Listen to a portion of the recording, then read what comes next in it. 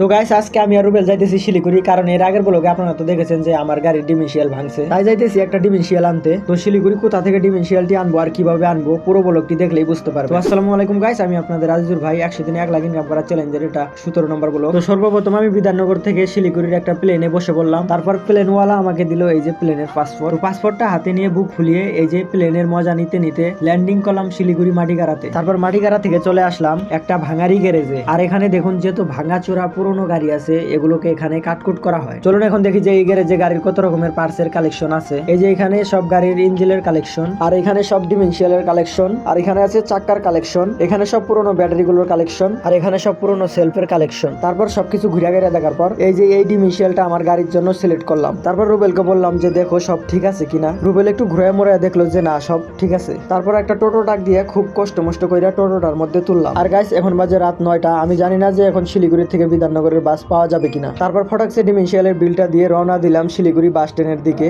আর guys আপনারা আমার যেই সব মিনি ব্লগ গুলো দেখেন সবকিছু কিন্তু আমার জীবনের সাথে রিয়েল। তো গাইস জানি না যে আজকে শিলিগুড়ি থেকে ভাড়া যাইতে পারবো কিনা, আর এই ডিমেনশিয়ালটা কত টাকা দিয়ে কিনলাম সবকিছু দেখতে পারবেন 100 দিনে 1 লাখ ইনকাম করা চ্যালেঞ্জের 18 নম্বর ব্লগে।